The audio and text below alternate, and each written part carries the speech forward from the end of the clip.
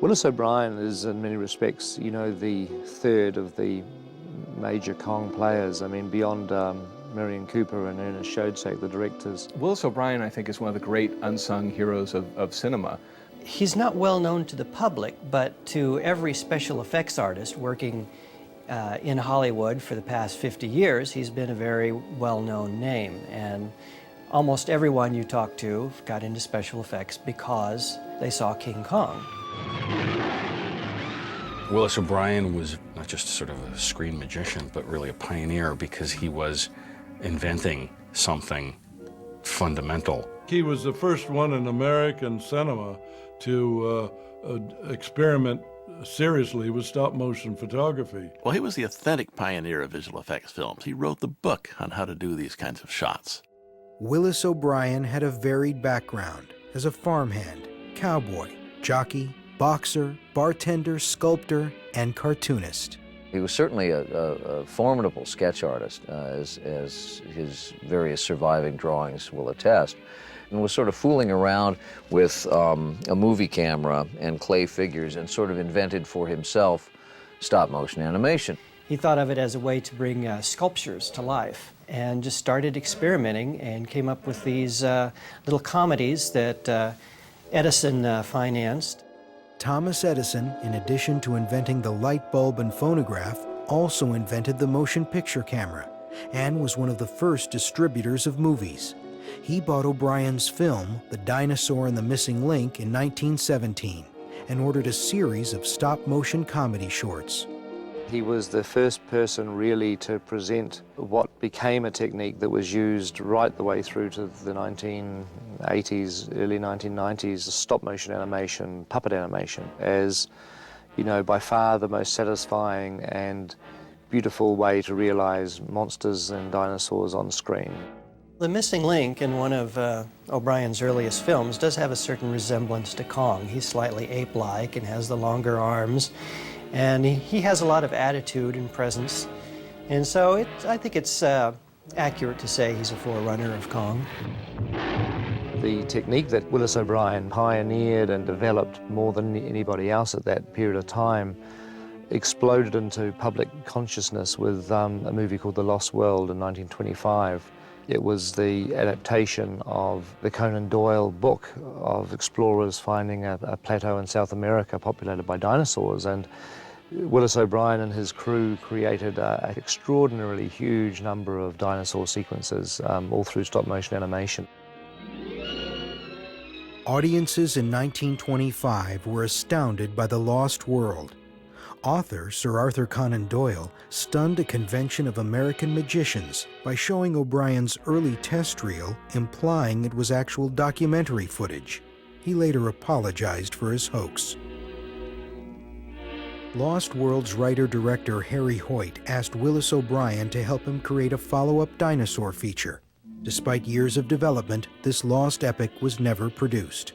Willis O'Brien churned out so many great treatments and ideas and concept sketches, brilliant work, but he was never able to click with, let's say, the financial element of the motion picture business to get those ideas realized. The number of unrealized Willis O'Brien projects is sort of myth against proportions, I guess. There's famous projects like War Eagles, which sounds amazing and would have been wonderful. He had all sorts of films featuring dinosaurs and creatures. Guanji, which Ray Harryhausen himself eventually made. The Willis O'Brien project that never was, that's most closely associated with King Kong, is a project called Creation. Creation was sort of the prototype to King Kong. It wasn't ever actually finished as a complete film, but it had many of the ideas that eventually would come to fruition in King Kong. Creation was a new project at RKO that was going to be the most ambitious thing that Willis O'Brien had ever done.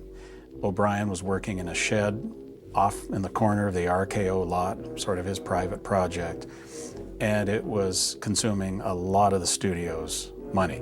Creation probably would have cost over $1 million. It would have been the biggest budget film at RKO, but as the Depression got worse and worse, they found that there's no way you could sell enough tickets at 10 cents a piece to make money on $1 million film. RKO had invested over $100,000, which at that time was a huge amount of money. I mean, a big movie in 1933 cost $200,000, and so $100,000 had been spent on shooting a few minutes of creation. RKO were very nearly bankrupt, and David O. Selznick, who became the head of the studio, brought Merian Cooper on board as a production executive to basically look very closely at the slate of pictures that RKO was making. Cooper actually came to Hollywood and told Selznick straight out, I'll come and I'll help you, but I want to make my gorilla picture.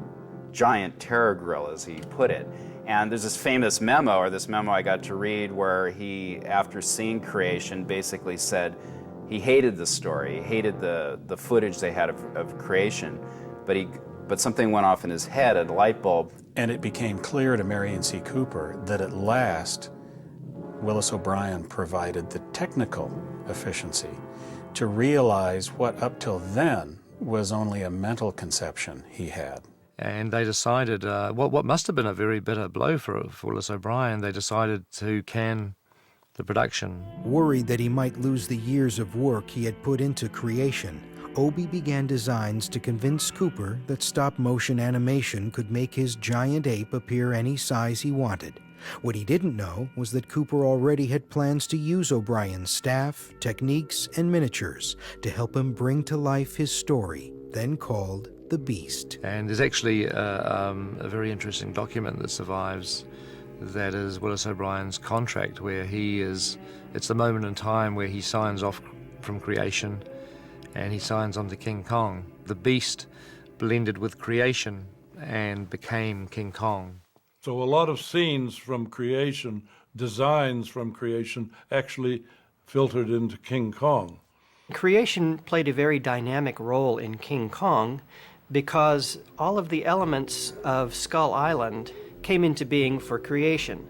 The log scene in King Kong was actually developed for creation. There are conceptual illustrations from creation that show a creature called an Arsinotherium knocking people off a log into a chasm. And there's also a photograph of the Arsinotherium and the log with sailors on the log. You also have the pterodactyl carrying the girl away. They had built a sizable number of creatures, of dinosaurs for creation, and those are the dinosaurs that you see in King Kong. So the Tyrannosaurus was actually built for creation, so was the Stegosaurus and the pterodactyl, and pretty much all of the inhabitants of Skull Island other than King Kong himself.